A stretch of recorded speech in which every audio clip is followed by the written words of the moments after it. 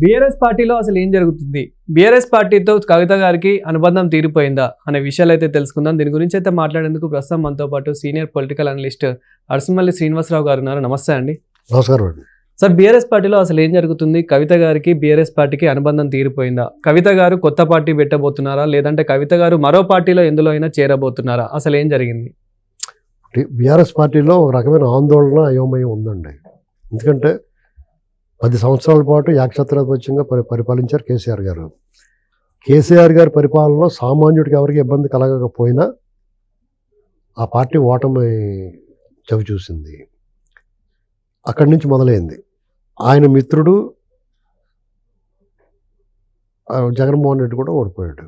అంటే టోటల్గా టీము అక్కడ ఇక్కడ తెలుగు రాష్ట్రాల్లో తిరస్కరించారు ప్రజలు. జగన్మోహన్ రెడ్డి అంటే అవినీతి అరాచకం వల్ల ఓడిపోయాడంటే అర్థం ఉంది. కేసీఆర్ గారి పార్టీ ఓడిపోవడానికి నిజంగానే ఆయన పరిపాలన బాగుంది. సామాన్యుడికి ఏమి ఇబ్బంది లేదు. అదే ధీమతో ఆయన ఉన్నాడు.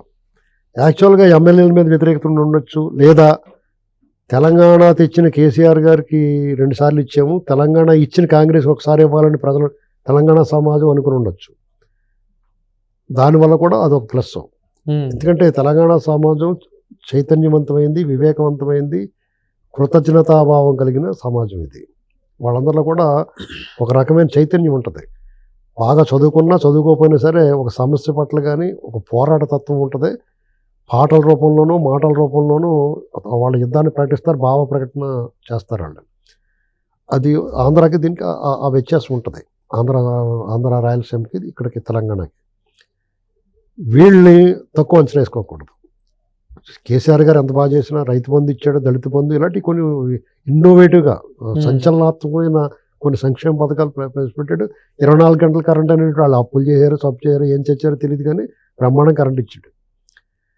ఆయన ఓడిపోవడాన్ని ఎవరు అనుకోలేదు, నేను అనుకున్నాను. ఎందుకంటే నేనేమనుకున్నానంటే తెలంగాణ తెచ్చిన కేసీఆర్ గారు 2 సార్లు ఇచ్చారు, తెలంగాణ ఇచ్చిన కాంగ్రెస్కి ఇవ్వాలని అనుకుంటారు వీళ్ళు అనుకున్న. నాకు కూడా కొంతమంది అలా చెప్పారు, సామాన్య ప్రజలు అనుకునేవారు. అంతకుముందు టీఆర్ఎస్గా ఉన్న బీఆర్ఎస్ పార్టీకి సమర్థించిన వాళ్ళు కూడా, కేసీఆర్ని సమర్థించిన వాళ్ళు కూడా ఈసారి కాంగ్రెస్కి రావాలని అనుకున్నారు. ఇది జరిగింది. మధ్యలో టాటా బిర్లా, మధ్యలో లైలా అన్నట్టు బీజేపీ వచ్చేసింది. ఏంటండి మెల్లమెల్లగా పాక్కుంటా వాళ్ళు ఎలాగొచ్చేసారంటే ఈ పానీపూరీలు, చపాతీ బళ్ళు ఇలాంటి వాళ్ళు వచ్చేసారు అందరు మెల్లమెల్లగానే. ఎక్కడ చూడండి మీరు, ఏ కాలనీకి వెళ్ళినా మార్వాడి వాళ్ళు ఉంటున్నారు. నార్త్ వాళ్ళు పెరిగిపోయారు. ఆ బొంబాయి వాళ్ళు అందరూ కూడా ఇక్కడే కొనేసుకుంటారు, ఇల్లు కట్టండి భలే ఉంది హైదరాబాద్ అని. ఇలాగ మనకు తెలియకుండా చేరిపోయారు జనం ఇక్కడ. అంటే తెలంగాణ ఆత్మ ఏదైతే ఉందో, ఆ సంస్కృతి, ఆ భాష, భావజాలం, యాస, ఘోష ఇవన్నీ అలా అలా అలా తెరమరుగైపోతూ ఉన్నాయి. ఇది కనిపించట్లే పైకి. దాని మీద షుగర్ కోటింగ్ కింద వచ్చేసింది. అసలు ఆ వాతావరణం, ఆ ఆత్మ పోతుంది. స్వచ్ఛమైన తెలంగాణ భాష మధురమైన పట్టుతేనిలాగా ఉంటుంది. అది మాయమైపోతుంది అంతా. బెల్లం పాకంలో తయారైపోయింది ఇదంతా. ఇప్పుడు మీకు నిజామాబాదు, ఆదిలాబాద్లో బీజేపీ అసలు ఏకఛత్రాధిపత్యం గెలుపుతుందంటే మీకు ఇలాంటి వాళ్ళందరూ చేరిపోయారు అక్కడికి. అవును. అదే కాకుండా కేంద్ర ప్రభుత్వంలో బీజేపీ 3వ సారి కూడా ఉండటం, దానివల్ల కూడా పటిష్టంగా తయారైంది. ఒకనొకప్పుడు టీడీపీ పార్టీ ఒక 5-10 సీట్లు ఎత్తే తీసుకుని బీజేపీ పార్టీ ఇవాళ కూటమిలో రేపొద్దున ఎన్డీఏ పోటీ చేస్తే 5-10 సీట్లు వాళ్ళకి ఇచ్చేలాగా అంత బలంగా తయారైంది. 8 సీట్లు పార్లమెంట్ సీట్లు గెలుచుకున్నారు. బీఆర్ఎస్ పార్టీకి 1 కూడా రాలేదు. అంటే తెలంగాణ తెచ్చిన, పోరాడిన కేసీఆర్ గారు, తెలంగాణ అంటే కేసీఆర్, కేసీఆర్ అంటే తెలంగాణ అనుకునే పరిస్థితి నుంచి ఆ పార్టీ అంత ఘోర పరాభవం ఎదురైన తర్వాత ఆ పార్టీలు లోకలోకలు వచ్చేసినాయి. 3 అధికారిగా కేసీఆర్ గారు, కేటీఆర్ గారు, హరీష్ రావు గారు, కవిత. పైగా కవిత గారి మీదేమో కేసు, ఆవిడ జైలుకి వెళ్ళి రావటం, ఇదంతా ఒక డిస్టర్బెన్స్ వచ్చింది.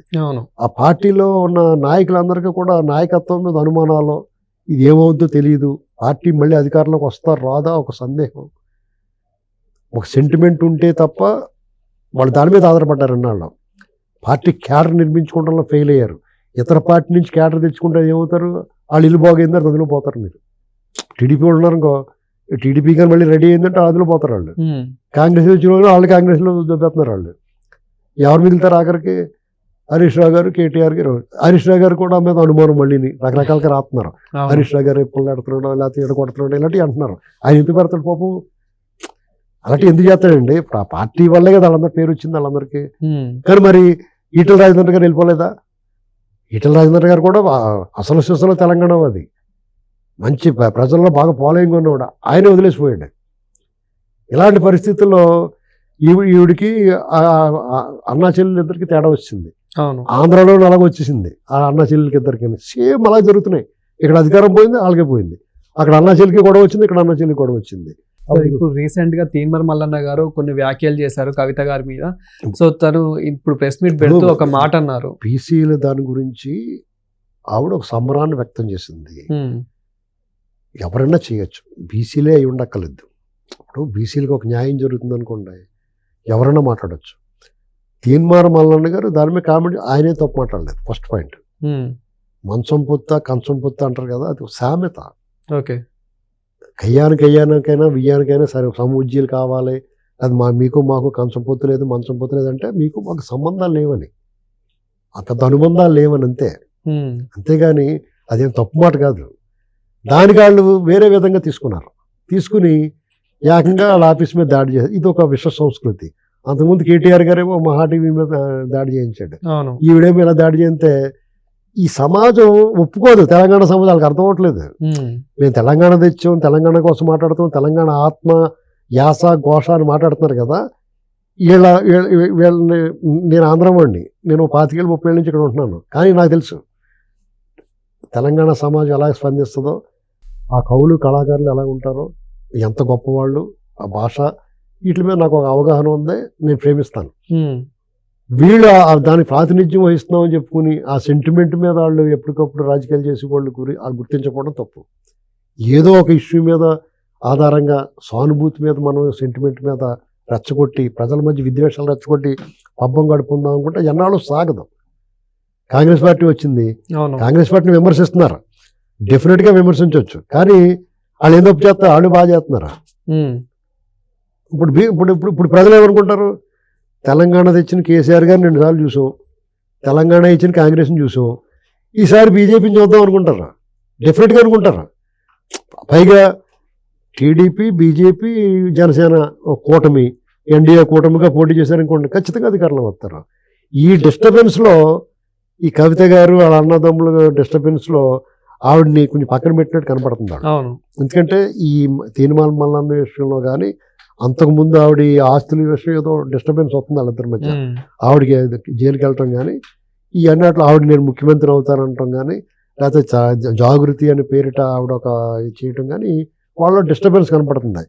ఇలాంటి సమయంలో ప్రతిపక్షంలో ఉన్నప్పుడు ఇటువంటి డిస్టర్బెన్స్లు పార్టీకి మేలు జరగదు. పైగా వాళ్ళు అన్నట్లుగానే చేసిన పెద్ద తప్పు ఏంటంటే టీఆర్ఎస్ పార్టీని బీఆర్ఎస్గా మార్చడం. అవును. అంటే తెలంగాణ టీఆర్ఎస్ పార్టీకి ఆత్మ తెలంగాణ, ఆ ఆత్మను కట్ చేస్తారు వాళ్ళు. తెలంగాణ మీద హక్కు వదులుకున్నారు వాళ్ళు. అంటే దాన్ని బీఆర్ఎస్ కింద మార్చడం అంటే ఏంటి తెలుసా? తెలంగాణ మీద హక్కు విడుదల కాగితం రాసిచ్చారు, హక్కు విడుదల చేసుకున్నారు. కాబట్టి కాంగ్రెస్ వర్సెస్ ఎన్డీఏ ఉంటుందండి. అంటే యూపీఏ వర్సెస్ ఎన్డీఏ ఉండొచ్చు భవిష్యత్తులో. టీఆర్ఎస్ పార్టీ నుండి మెల్లమెల్లగా కనుమరుగైపోతుంది. Thank you sir.